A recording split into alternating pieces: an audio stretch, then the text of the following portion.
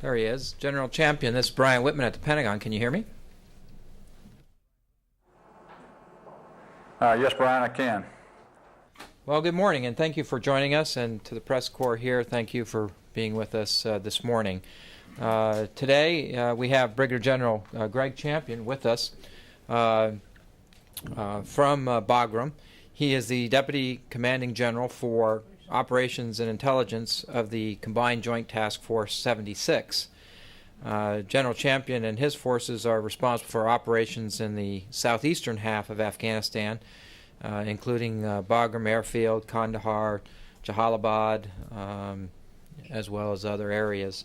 He has spoken to you before, I know, early in August, I think, was the last time. He's prepared to give us an operational update. As all of you are aware of, there's an important election that's taking place this weekend in Afghanistan. And while there's been lots of other news in the past week or so, we thought it would be helpful to get an overview of operations there, as well as what the military is doing to support those election activities that are going to take place this weekend. So with that, General Champion is going to give a brief overview, and then we'll get right into the questions. Over to you, General. All right, good morning. Good morning, ladies and gentlemen.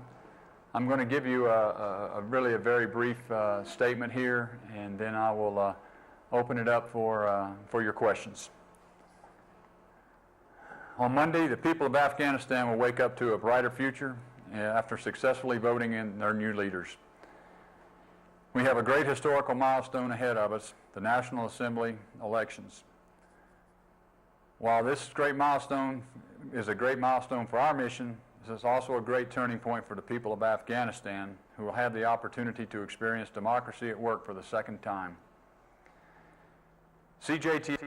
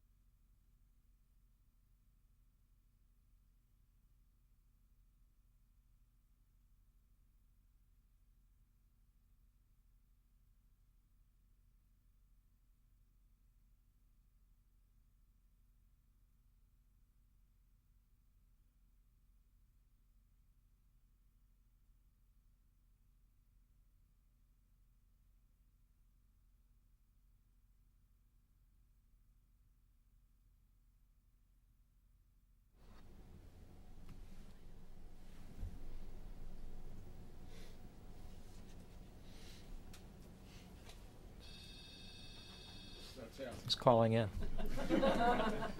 General Brian Whitman, can you hear me? I've got you, Brian.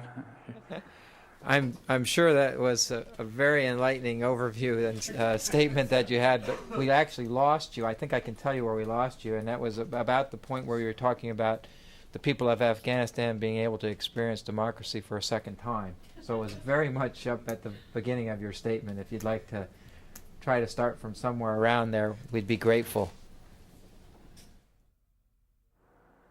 Well, that's actually about halfway through, so I'll pick it up and we'll finish it up, and then we'll turn the floor open for questions.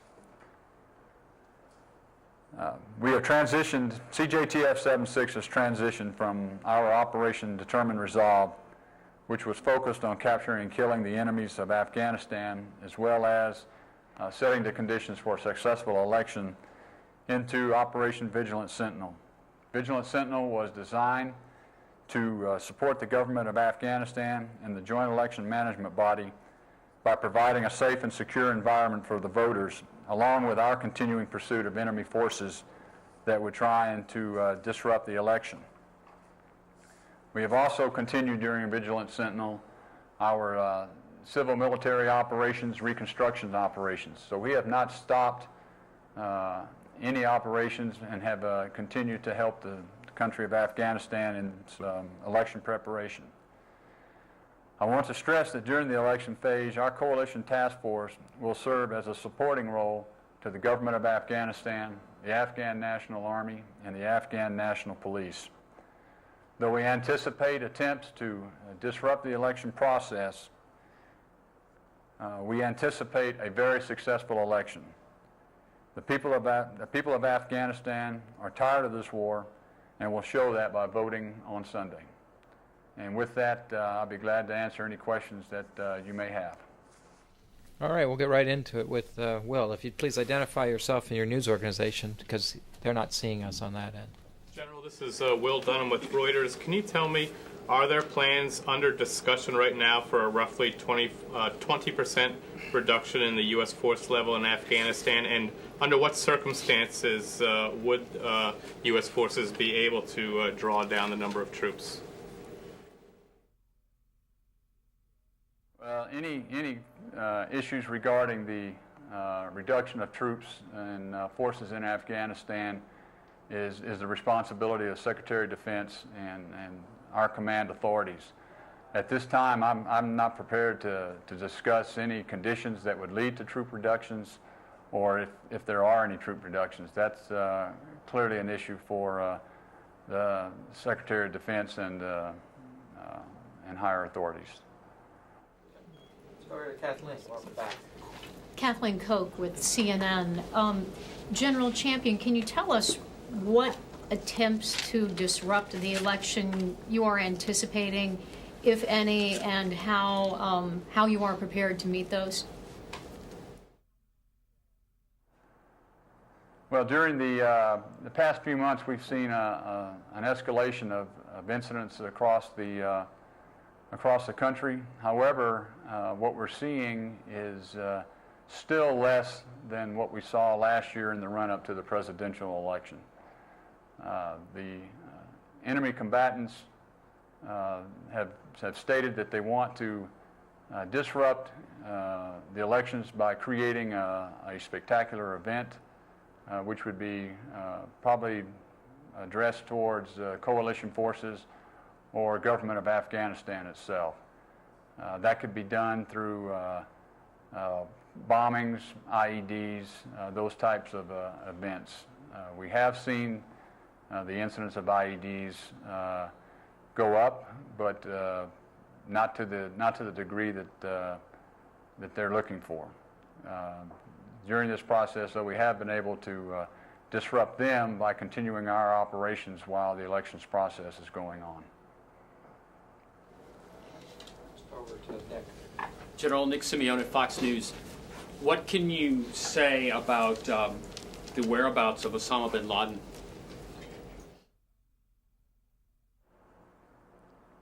I really can't tell you anything about the whereabouts of Osama bin Laden.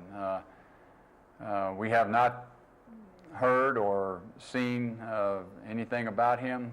Quite frankly, we're totally concentrating on rebuilding Afghanistan and this election that's coming up on Sunday. Where in Afghanistan?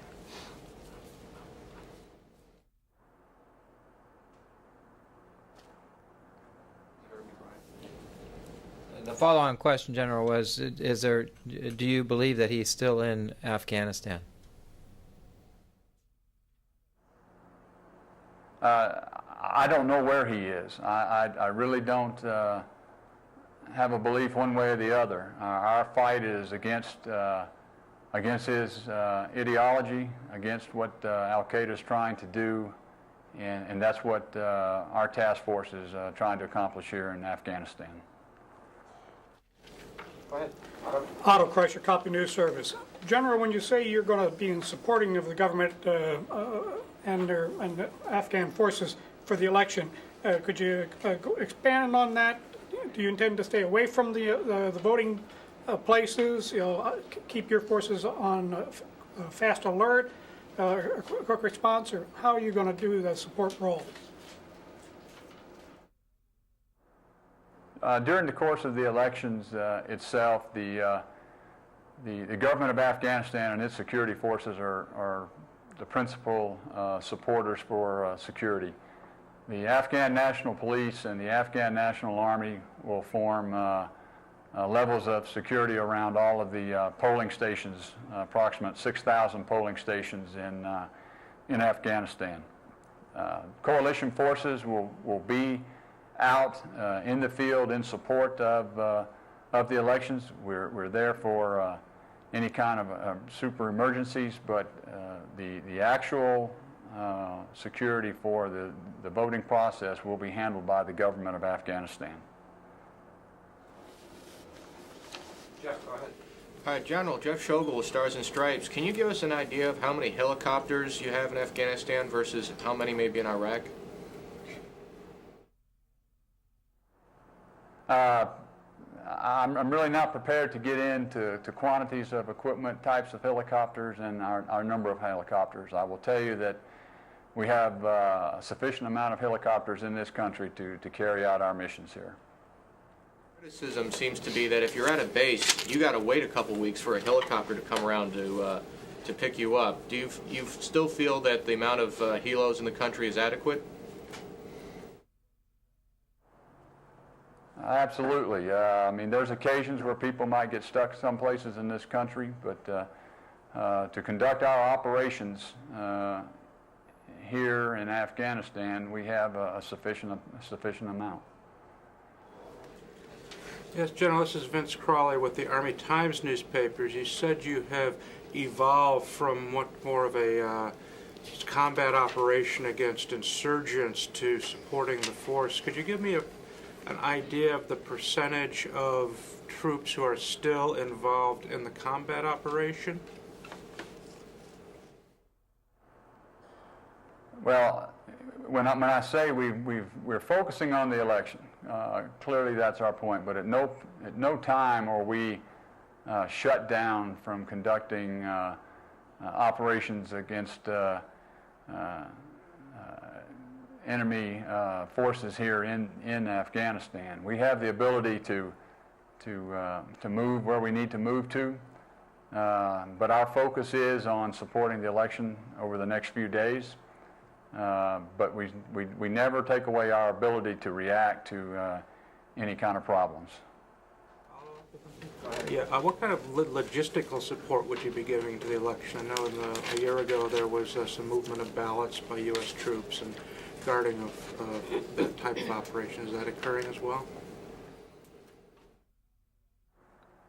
No, we're not responsible for moving of ballots unless there's some type of an emergency situation, but that's, again, going to be handled by the government of Afghanistan and the JEMB and the folks that are running the election. An example would be within the last couple days ago, we had ballots were being moved from Kandahar north. We had a Jingo truck breakdown. The ballots were on that truck. They moved the ballots to another truck and kept on with the mission. We did not get involved in that situation, and that's pretty much the way it's going to be across the theater. They have the systems in place to move the ballots, collect the ballots, and get them back to the counting houses. We would only get involved in an emergency type situation. Lolita Baldor with the Associated Press. General, would you say that your activities during this election are substantially different than they were during the presidential election late last year? And one other thing, when you talked about having really nothing to say about Osama bin Laden because you're focusing on the election, are you suggesting that nothing is being done to either locate him or not, or very little being done? Well, let me answer the first question. The conditions for the election have changed a little bit. I think the country had almost a year to improve its security, to improve conditions. Reconstruction has improved the facilities of the country. This election is much more complex than the presidential election. During the presidential election, you only had 18 candidates. We had roughly 10 million voters registered. This election, you now have approximately 5,800 candidates, 6,000 polling places. We've had an additional approximately 2.5 million voters register, so we're now up to about 12.56 million registered voters, and of the 2.5 new voters, approximately about 45% of those are women. So I think from that perspective, it's much more complex, but the situation leading up to the election, I think, is much more secure. With regards to your second question, again, I'm speaking from CJTF 7-6 perspective. Our mission is to handle the tactical mission here in Afghanistan, work with reconstruction of the country, and improve the security apparatus of Afghanistan, and that's what we're doing. Can I just want to follow that question? Again, Will Dunham with Reuters, just following up Lita's question. Your comments would leave the impression that the search for Osama bin Laden, the man considered responsible for September 11th, has been put on the back burner. Is that the impression you're trying to leave with us? Oh, absolutely not. The impression I'm trying to leave with you is the focus of Combined Joint Task Force 7-6 here. We are always going to look for Osama bin Laden, and I mean, he is clearly on our minds, but I'm speaking from the perspective of right now concerning the elections here. Let's go back to Mike. General Mike Mount with CNN. You had said this election is a lot more complex than the presidential elections. Over the last couple of months, there's been a number of candidates who have been killed or wounded. Have you been approached at all to provide security for some of these candidates or candidates? And are you going to provide any security for candidates?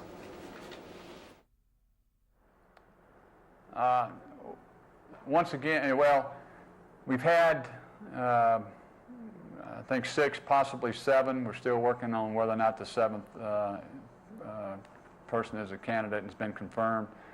But no, it is not our intention to get involved in the security of these candidates.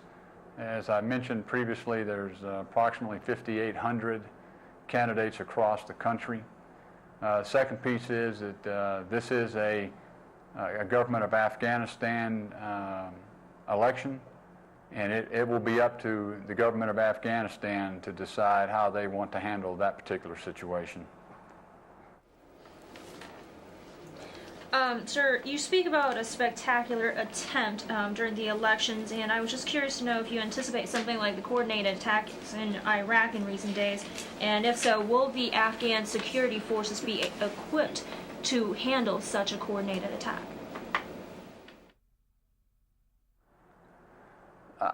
We do not anticipate any kind of a coordinated attack. We have not seen the ability of the enemy here in Afghanistan to mount coordinated attacks across this country. I think they would be looking for that one event possibly to get into an area that would create and cause damage, cause possibly loss of life to where they could get it reported. But I don't see any kind of a situation happening like you're seeing in Iraq. As far as the security posture of the security forces of Afghanistan, they've taken a lot of steps in a lot of areas to prevent such a thing from happening. The government's been involved in planning to prevent this type of event from happening. So I think that we're in good shape to stop it, but that's not going to prevent them from making an attempt. General Scott Foster with NBC. The IED attacks you mentioned, to what extent are you seeing that come from the insurgency in Iraq, and what can you say about that? Right now, we don't see the IEDs attacks that are being carried out here coming directly from Iraq. We're seeing some similar traits of how they're set up, but right now we think all that's being carried out by enemy forces here within this country, and we don't, other than that, we don't see a lot of similarities between here and Iraq.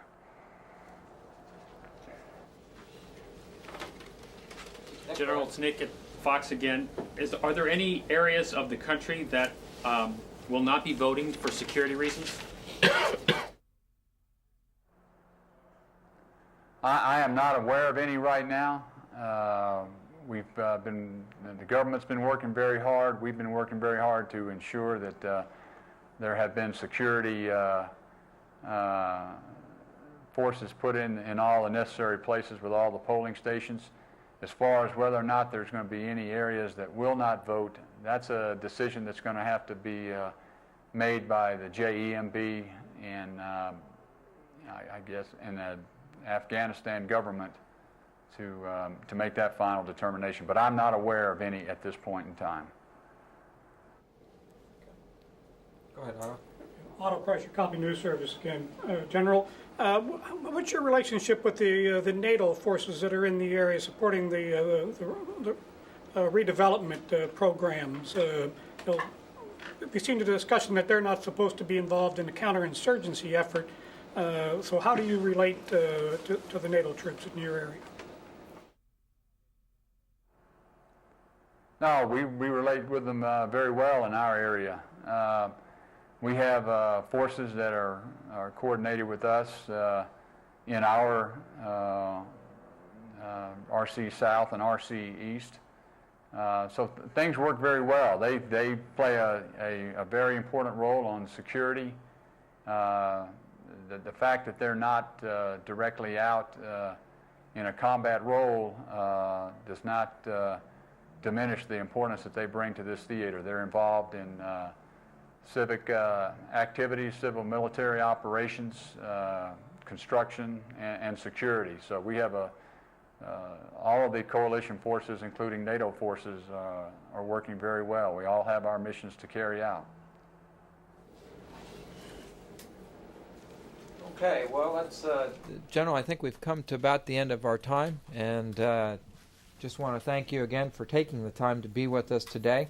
And as the rest of the world looks on to this important day on Sunday, we appreciate what you're doing over there. Well, thank you. Thank you for the opportunity, and we will have a successful election this weekend. Appreciate the time.